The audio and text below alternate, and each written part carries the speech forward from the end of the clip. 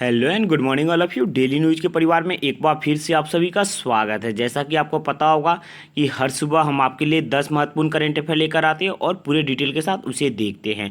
और आज का भी करंट अफेयर आ गया, हम डिटेल के साथ देखेंगे। आप वीडियो के अंत तक बने रहें, यह वीडियो आपके लिए काफ़ी महत्वपूर्ण होगा। आज डेट है 30 सितंबर और आज का पहला प्रश्न, भारतीय संचार नियामक प्राधिकरण यानी ट्राई, ट्राई का मतलब होता है telecom regulatory authority of India, try के नए अध्यक्ष के रूप में किसे नियुक्त किया गया। काफ़ी महत्वपूर्ण क्वेश्चन कि ट्राई के नए अध्यक्ष, और आपका सही जवाब हो जाएगा ऑप्शन सी यानी पीडी वाघेला अब ट्राई के नए अध्यक्ष बन गए। इनकी नियुक्ति जो है कैबिनेट के नियुक्ति कमेटी के द्वारा इनकी नियुक्ति की गई है। ये आर एस शर्मा की जगह लेंगे, यानी अब तक ट्राई के अध्यक्ष आर एस शर्मा थे, उनके बाद ये ट्राई के नए अध्यक्ष बन गए। आर एस शर्मा 5 वर्ष तक इस पद पर थे। अब ट्राई, ट्राई का तो फुल फॉर्म आपने देख लिया, telecom regulatory authority of India try का फुल फॉर्म होता है। इसका कार्य है ये जो टेलीकॉम से रिलेटेड जो कार्य होता है उसको रेगुलेट करने का यह कार्य करता है। इसकी स्थापना 20 फरवरी 1997 में इसकी स्थापना हुई थी और इसका प्रेजेंट टाइम पर मुख्यालय यानी हेडक्वार्टर नई दिल्ली में, और अध्यक्ष तो बन गए पीडी वाघेला। चलिए आगे चलते हैं दूसरे क्वेश्चन की तरफ। Question number 2, PM Modi Narendra Modi ने 29 सितंबर को किस राज्य में नमामि गंगे कार्यक्रम के तहत 6 मेगा परियोजनाओं का उद्घाटन किया हुआ। काफ़ी महत्वपूर्ण क्वेश्चन है, यह कल ही हुआ है। पीएम मोदी ने ऐसा कार्य किया, नमामि गंगे कार्यक्रम जो चलता है गंगा के सफाई के लिए, इसके तहत 6 मेगा परियोजनाओं का उद्घाटन किया हुआ। यह किस राज्य में किया हुआ है, और आपका सही जवाब होगा उत्तराखंड। दोस्तों माफ कीजिएगा, ये ऑप्शन थोड़ा गलत हो गया, उत्तर प्रदेश, उत्तर प्रदेश नहीं होगा, क्या होगा, उत्तराखंड में हुआ। अब तक आप देख रहे थे कि बिहार में चुनावी माहौल था तो जो भी स्कीम चल रहा था पीएम मोदी बिहार के लिए दे रहे थे। अब बिहार के साथ साथ उत्तराखंड के लिए भी यह स्कीम दिया गया, और यह स्कीम जो है यह प्रोजेक्ट गंगा प्रदूषण से मुक्ति दिलाने के लिए है, क्योंकि नमामि गंगे कार्यक्रम के तहत थोड़ा नमामि गंगे कार्यक्रम में गंगा प्रदूषण से मुक्ति दिलाने के लिए कार्य किया जाता है। इसमें सीवेज ट्रीटमेंट प्लांट का भी शामिल किया गया है। इसके साथ साथ गंगा नदी को समर्पित एक म्यूजियम बनाया, जो हरिद्वार में जो गंगा नदी है उसके किनारे एक म्यूजियम बन रहा है। इस म्यूजियम का लोकार्पण भी प्रधानमंत्री नरेंद्र मोदी करेंगे।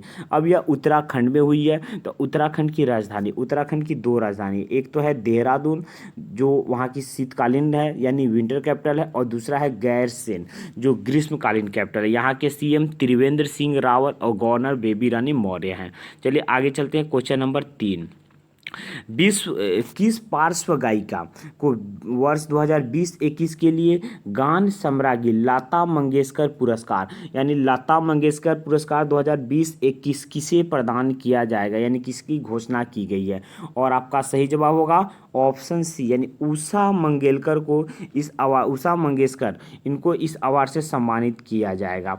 उषा मंगेशकर, इन्हें कौन अवार्ड मिल रहा है, तो लता मंगेशकर पुरस्कार 2020-21 इन्हें मिल रहा है।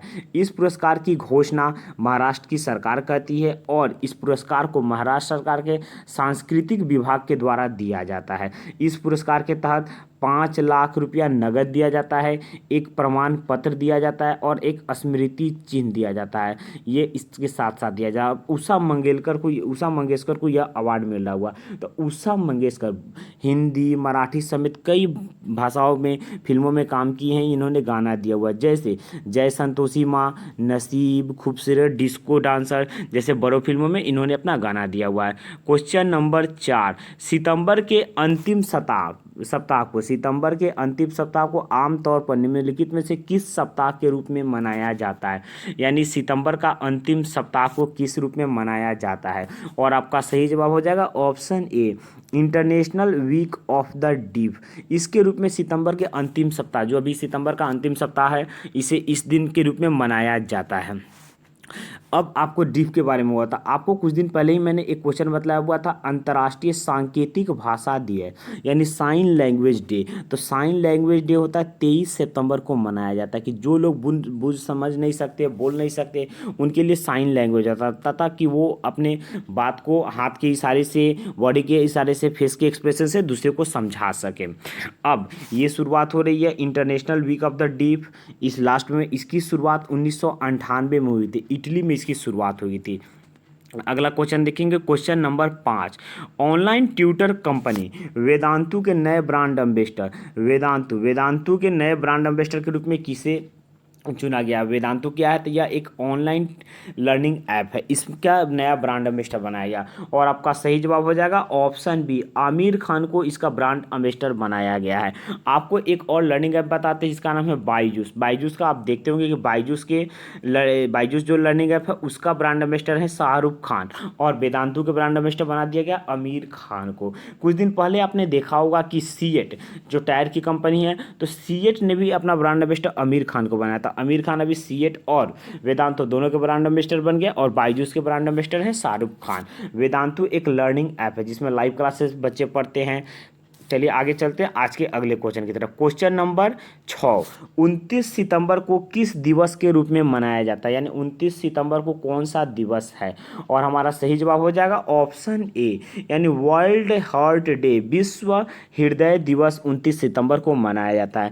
क्यों मनाया जाता है? तो हृदय रोग और उसका क्या क्या प्रभाव हो सकता है, इसके बारे में लोगों को जागरूकता फैलाने के लिए, लोगों को बताने के लिए प्रतिवर्ष इसे मनाया जाता है, ताकि लोगों में हृदय रोग को लेकर जागरूक रहें, लोगों में उसकी जानकारी हो, स्ट्रोक के बारे में, हृदय वाहिका, प्रत्येक रोग के बारे में लोग जान सके, लोग अलर्ट रहें कि कैसे इसका समाधान किया जा सके। अब 2020 में इसकी थीम है use heart to beat cardiovascular disease. आगे चलते हैं, क्वेश्चन नंबर 7 को देखते हैं।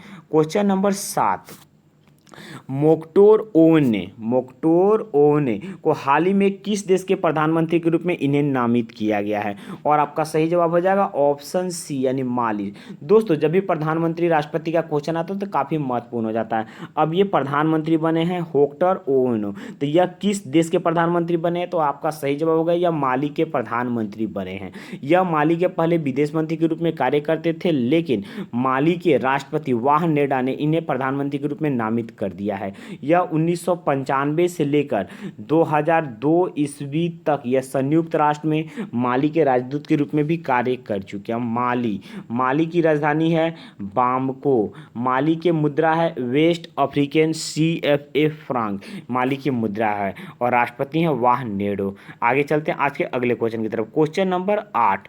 निम्न में से कौन आरबीआई के जागरूकता अभियान से जुड़े हुए हैं? आपको बताना है कि आरबीआई ने एक जागरूकता अभियान को शुरू किया हुआ, इससे किसको जोड़ा गया है? और आपका सही जवाब हो जाएगा ऑप्शन बी, अमिताभ बच्चन को जोड़ा गया। मेगा स्टार अमिताभ बच्चन बॉलीवुड के एक एक्टर हैं, इन्हें इस अभियान से जोड़ा गया है। और इस अभियान को चलाने का लक्ष्य क्या है? जागरूकता अभियान, ताकि जो खाता धारक है, जो अकाउंट होल्डर हैं, उनको धोखेबाज से, जो धोखा होने से रोकने के लिए इसे चलाया गया। अब आरबीआई ने इसे चलाई, तो आरबीआई की स्थापना से लेकर काफ़ी क्वेश्चन आता था। आरबीआई की स्थापना 1 अप्रैल 1935 को आरबीआई की स्थापना हुई थी। लेकिन अगर आपको ऐसा क्वेश्चन पूछ जाए कि आरबीआई की स्थापना किस एक्ट के थ्रू हुई, तो आरबीआई एक्ट आया हुआ था। आरबीआई एक्ट 1934 में एक्ट आया और स्थापना 1935 में हुआ। आरबीआई जब 1935 में बना हुआ था, उस समय इसका हेडक्वार्टर था कलकत्ता, लेकिन 2 साल बाद 1937 से लेकर अभी तक इसका हेडक्वार्टर है मुंबई। यानी अभी कोई आरबीआई का हेडक्वार्टर पूछे तो मुंबई, पूर्व हेडक्वार्टर पूछे तो कोलकाता। आरबीआई के गवर्नर अभी जो है आरबीआई के 25वें गवर्नर है, तो गवर्नर है शक्तिकांत दास। आगे चलते आज के 9वें क्वेश्चन की तरफ। Question number 9। विश्व पर्यटन दिवस समारोह 2020 के दौरान केंद्रीय मंत्री धर्मेंद्र प्रधान ने एक ऐप का लॉन्च किया हुआ था, उस ऐप का आपको नाम बताना हुआ। इस ऐप को लॉन्चिंग किसके द्वारा किया था? केंद्रीय मंत्री धर्मेंद्र प्रधान।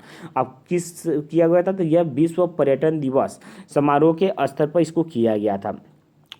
और आपका सही जवाब हो जाएगा ऑप्शन सी, ऐप का नाम क्या था? साथ ही इस ऐप का नाम था धर्मेंद्र प्रधान। केंद्रीय पेट्रोलियम, प्राकृतिक गैस और इस्पात मंत्रालय का प्रभार इन्हें मिला हुआ है।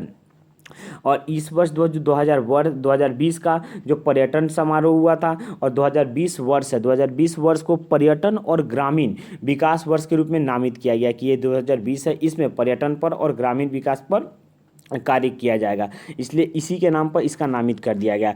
पर्यटन से क्या होगा, रोजगार फैलेगा, रोजगार को बढ़ावा मिलेगा, रोजगार का ऑप्शन मिलेगा, पर्यटन की संभावना बढ़ेगी। इसके लिए इस ऐप को भी लॉन्च किया गया। आगे चलते हैं अगले क्वेश्चन में। क्वेश्चन नंबर 10, किसे राष्ट्रीय सुरक्षा गार्ड यानी NSG नेशनल सिक्योरिटी गार्ड का अतिरिक्त प्रभार दिया गया है?